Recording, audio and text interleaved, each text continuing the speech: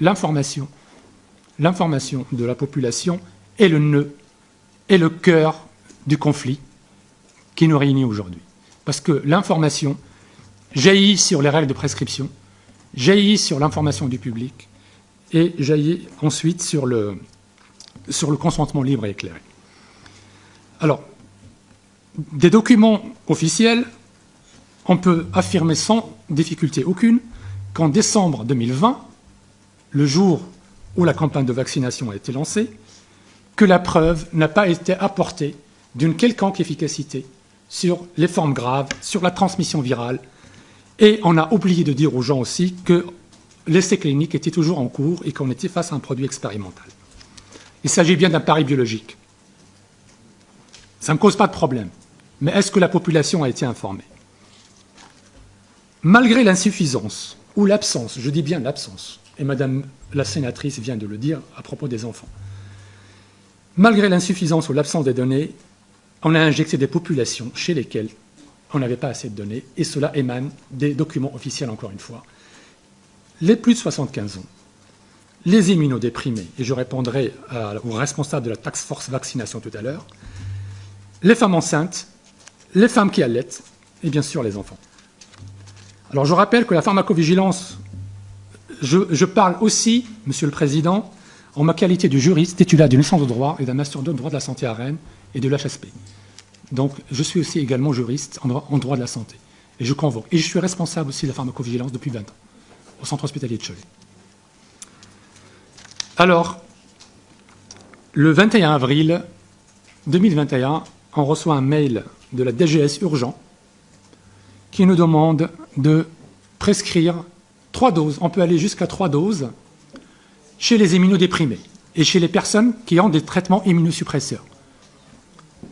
Lorsqu'on regarde l'autorisation de mise sur le marché conditionnel, cette population est considérée dans la rubrique mise en garde spéciale comme étant...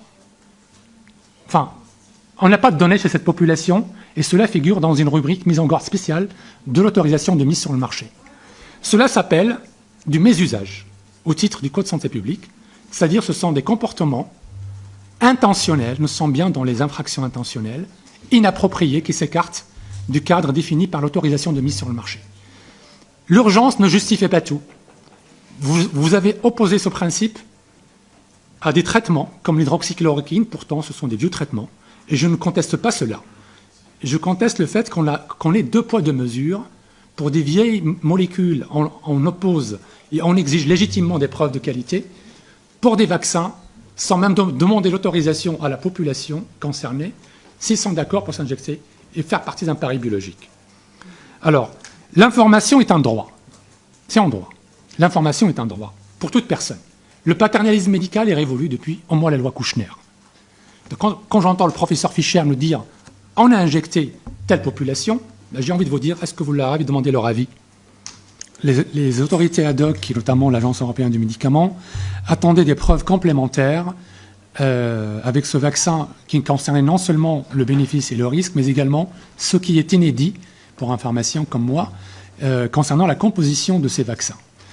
Donc, concernant le vaccin Pfizer, il ressort des documents officiels, notamment de la Haute Autorité de Santé, que la construction de l'essai clinique lui-même ne permettait pas d'apporter la preuve d'une efficacité sur les formes graves ou sur la transmission virale. Il s'agit bien d'un pari biologique, que la population aussi n'a pas été informée de façon claire sur le fait qu'il s'agit bien d'un essai clinique. Au mois de décembre 2020, que malgré l'insuffisance ou l'absence des données, des populations ont été injectées. Je citerai en particulier les plus de 75 ans par lesquels on avait commencé, les immunodéprimés, les femmes enceintes, les femmes qui allaitent et les enfants. Monsieur le responsable de la task force vaccination, donc la DGS Urgent, on a reçu un mail le 11 avril 2021 qui nous incitait, professionnels de santé, à aller jusqu'à 3 doses pour les immunodéprimés. Or, l'autorisation de mise sur le marché conditionnelle dans la rubrique mise en garde spéciale indiquait qu'on n'avait pas assez de données. Et pour un pharmacien, cela s'appelle du mésusage et engage la responsabilité pénale du pharmacien notamment et du médecin. La méthode d'imputabilité utilisée en pharmacovigilance a 2 limites qui sont connues, admises par tout le monde, et qui ne sont pas la faute des responsables de pharmacovigilance. C'est une méthode qui a comme première limite une sonification importante. Le réseau français des 31 centres de pharmacovigilance tweetait le mois de novembre 2021 qu'un effet indésirable sur 10 remontait seulement. Et deuxième limite, c'est que la méthode ne permet pas d'affirmer la certitude de lien de causalité. Et ça, les gens ont du mal à comprendre. Et vous reprendrez toutes mes conférences. On fait l'effort de leur expliquer que si la pharmacovigilance ne peut pas affirmer la certitude de lien de causalité, ce n'est pas parce qu'elle veut cacher des choses, mais que c'est lié à la limite de la méthode utilisée. Pour autant, le rapport de l'IGAS de 2011 a formulé de sévères critiques. 2011. L'IGAS de 2011. Et dans le rapport que j'ai remis au rapporteur, il a formulé de sévères critiques à l'égard de la pharmacovigilance française. Et il affirme qu'elle ne veut pas évoluer, qu'elle n'a pas fait évoluer ses méthodes et que ces outils sont en décalage avec les objectifs affichés de la pharmacovigilance.